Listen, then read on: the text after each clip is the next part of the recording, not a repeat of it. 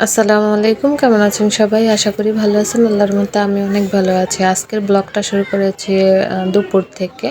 আজকে যাব হচ্ছে দাওয়াতে, মানে বিয়ের। কালকে তো হলুদের প্রোগ্রাম আপনাদের সাথে শেয়ার করেছি।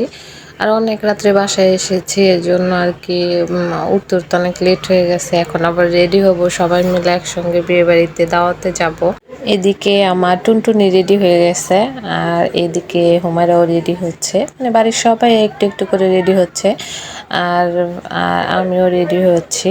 এখন আমরা সবাই ফাইনালি যাব হচ্ছে প্যান্ডেলে, তারপর খাওয়া দাওয়া করে বউ দেখতে যাব। তারপর মানে প্যান্ডেলে খাওয়া দাওয়ার পরে হঠাৎ করে শুনলাম যে বউ নাকি পালা থেকে আসতে অনেকটা লেট হচ্ছে, একটু সমস্যা হচ্ছে, বউয়ের চোখে নাকি লেন্স পরানোর সময় একটু সমস্যা হয়েছে।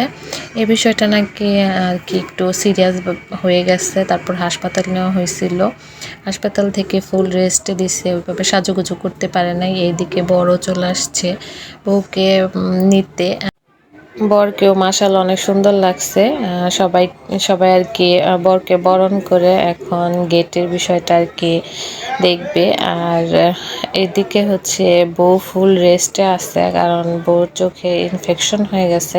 এজন্য বউকে আর কি আলোর ভিতরে আনা হচ্ছে না। আজকে আপনাদের সাথে বউকে শেয়ার করতে পারলাম না, দুঃখিত। আর বউর জন্য সবাই দোয়া করবেন, বউ যেন তাড়াতাড়ি সুস্থ হয়ে যায়।